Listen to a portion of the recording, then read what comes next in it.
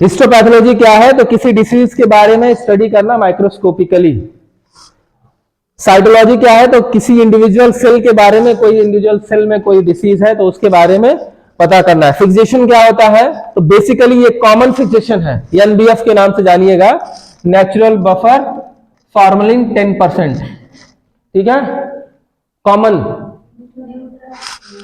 Sorry neutral buffer, okay okay okay, natural आ जाता है बार बार देख के। न्यूट्रल बफर है, न्यूट्रल बफर का मतलब है जिसका पीएच न्यूट्रल हो, 7.4। ठीक है, उसको न्यूट्रल माना गया है। अ डिफरेंस बिटवीन एफएनएसी और बायोप्सी। तो एफएनएसी क्या है? सेल को कलेक्ट करने के लिए है।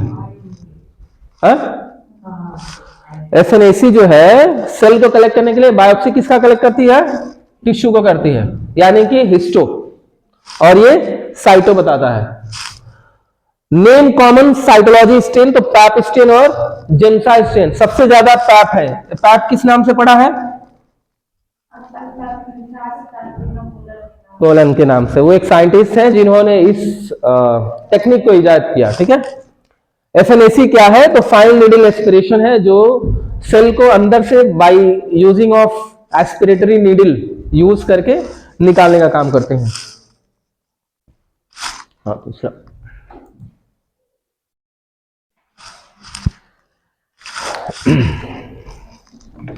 अच्छा, ये नोट्स ना थोड़ा सा मैंने डुअल लैंग्वेज में रखा है कि जो लोग थोड़े से हिंदी बैकग्राउंड से इंग्लिश को अडॉप्ट नहीं कर पा रहे हैं तो इसके हेल्प से कर लेंगे। 1 to 1 देखते हैं। Fixation is important in the hospital histopathology. क्यों? Why fixation is important? Fixation क्यों करना चाहिए? जवाब है आप लोगों के पास? यस, टिश्यू डीके ना हो। आप लिख सकते हैं ना, fixation preserve the tissue structure and prevents the autolysis and putrefaction. ये 2 वर्ड्स याद रखेंगे आप। बीच में आ गया है, कौन से वर्ड है? एक तो ऑटोलाइसिस और दूसरा क्या है? हाँ, ऑटोलाइसिस क्या होता है? हाँ, डेड हो जाना या धीरे धीरे डेड होने की शुरुआत हो जाने को लाइसोसोम्स, अगर जो डेड होते हैं तो ऑटोलाइसिस बोलते हैं उसको। प्यूट्रिफिकेशन क्या है? तो बैक्टीरिया का लग जाना, शुरू हो जाना। बैक्टीरियल इन्फेक्शन शुरू हो जाता है यहीं से। इन्फेक्शन मतलब कि बैक्टीरिया लग गई, अब धीरे धीरे उसको समाप्त कर लेंगे। ठीक है, ये हिंदी में पढ़ लीजिएगा, अपने हिसाब से हम नोट्स दे देंगे आपको। What happens when fixation is delayed? क्या हो सकता है अगर जो फिक्सेशन डिले किया जाए तो? दोनों में, साइटी और हिस्टो दोनों की बात हम कर रहे हैं। क्या होगा? उसके फिजिकल और केमिकल प्रॉपर्टीज में जिस चीज का शंका या खतरा है वही होगा। अगर जो डिले हो गया तो क्या उस टिश्यू से जांच लगानी चाहिए? तो फिक्सेशन इंपॉर्टेंट हुआ। Good. Why paraffin wax is used for embedding? जितने लोग भी विजिट पे गए थे लैब पे उनको पता होना चाहिए, वो बताया था, स्पष्ट बताया था। क्यों करते हैं? हाँ, सॉलिडिफिकेशन लाने के लिए। यस, क्योंकि जब टिश्यू से हम लोग ना पानी निकाल लेते हैं डिहाइड्रेशन में, फिर जिस अल्कोहल में डुबा के डिहाइड्रेट करते हैं वो हाइड्रेटर को फिर क्लीन करना पड़ता है। जैसे हमने क्लीन कर लिया तो वो क्लीनिंग से पूरी तरह से निकलता नहीं है, इसलिए उसको पैराफिन में डाल देते हैं कि जितने भी टिश्यू है उस पैराफिन को सोख लें। और जब कोई कमजोर चीज, खूब हेवी चीज को सोख ले, और वो पैराफिन ऐसा है कि ठंडा होने के बाद क्या होगा? खूब सख्त हो जाएगा। सख्त अगर जो हो गए तो काटने में, हाँ, तो इसीलिए उसको सेक्शनिंग को बहुत सख्त बनाने के लिए हम लोग पैराफिन वैक्स का यूज करते हैं।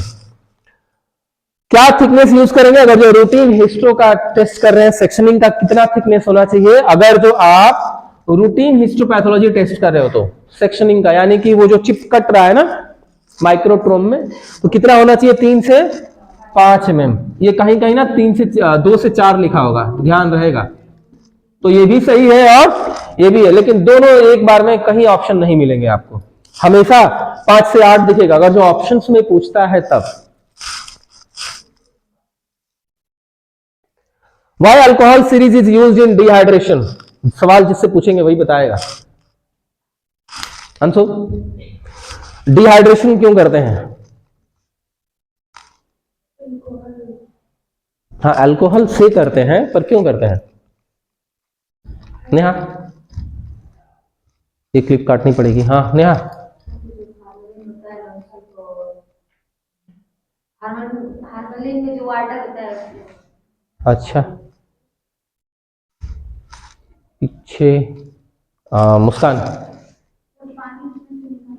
पानी कब पड़ता है जी? यही मेरा सवाल है। वो वही चीज नहीं बोले, इससे हम पूछे नहीं है। फिर पानी कब पड़ा? हमने तो फार्मूलिन डाला था। हाँ रीना, आंसर है आपके पास, बोलिए।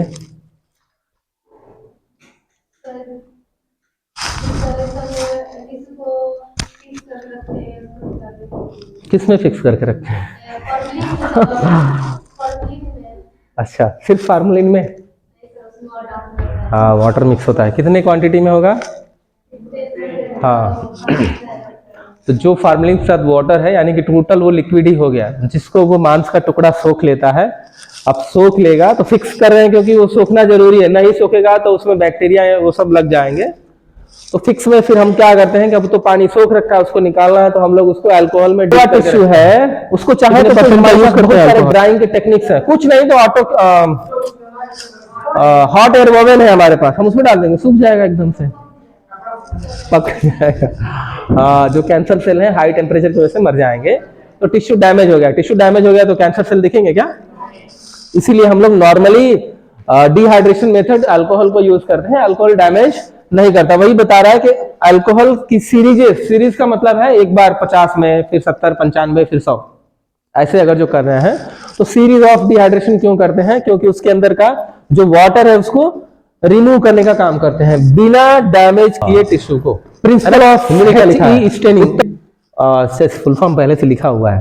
हेमाटोजाइलिन stain nucleus blue purple eosin stain cytoplasm. Actually ना ये बहुत अच्छा कलर देते हैं, तो जिस चीज पे ज्यादा कलर चढ़े उस कलर से हम लोग इजीली पहचान लेते हैं। तो कैंसर के लिए सबसे ज्यादा कॉमनली यूज होने वाला स्टेन है H&E के नाम से, ऐसे जानिएगा।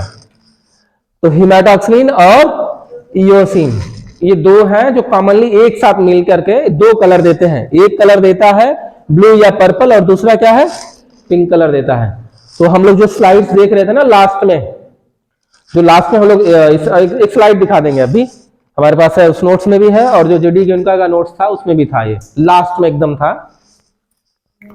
Y xylene is used in clearing. Xylene क्यों करते हैं यूज में क्लियरिंग के लिए?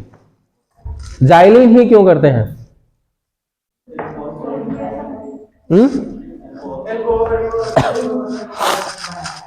हाँ, जितने भी छेदों में घुसा रहा है उस छेदों को भी साफ कर लेता है ताकि पैराफिन आराम से अपना जगह बना सके। डिफरेंस बिटवीन डीकैल्सिफिकेशन और फिक्सेशन में बहुत फर्क है, बता सकते हैं? डीकैल्सिफिकेशन क्या होता है? कैल्शियम के आयन्स को बोन से निकाल देना, यस, वो डीकैल्सिफिकेशन है। कौन से सॉल्यूशन में डालते हैं? कम से कम 2 एग्जांपल बताइए, 2 पढ़ाया हूं। पिक्रिक एसिड, हाँ इरिडी है, और सल्फ्यूरिक, पिक्रिक और सल्फ्यूरिक एसिड, हाइड्रोक्लोरिक एसिड, कितने परसेंटेज होना चाहिए HCl के? और EDTA 14 EDTA 14 होना चाहिए, यस। फिक्सेशन के लिए NBF 10% है तो भी चल जाएगा। मैक्सिमम 24 आवर्स, अरे 2 दिन तक रख सकते हैं, उससे ज्यादा नहीं रख सकते हैं। What are the artifact in histopathology? Artifact changes produce processing can change instead of diagnosis. Okay.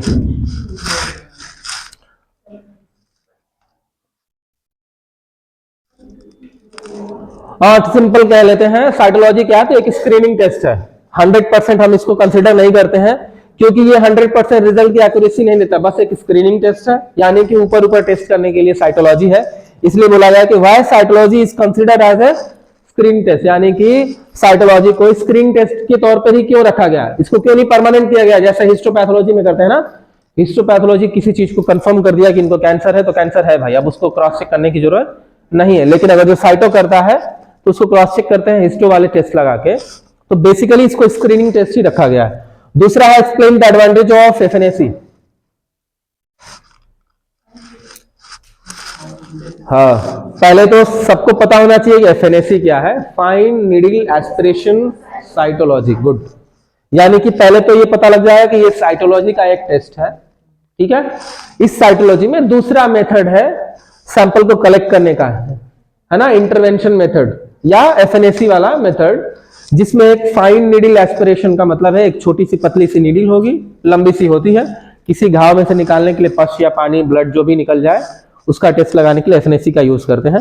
एक तो ये सिंपल है, जल्दी निकल जाता है, जैसे नॉर्मली ब्लड निकलता है वैसे वो भी निकलता है, कॉस्ट इफेक्टिव है, यानी कि कम पैसे में हो जाएगा, 250 रुपए में एफएनएसी हो जाती है।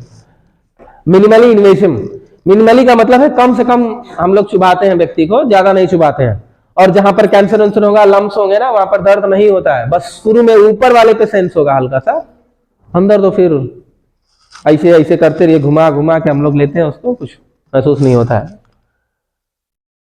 Okay, limitations of cytology, simple limitations कितना है, यानी कि इसकी हदें क्या होगी, तो यस ये एक तरह से स्क्रीनिंग टेस्ट है, ये 100% एक्यूरेसी रिजल्ट नहीं देता, इसका यही है, can not access tissue architecture sometimes in conclusion, मतलब जो कंक्लूजन यानी जो फाइनल रिजल्ट देगा वो मान्य नहीं होते हैं।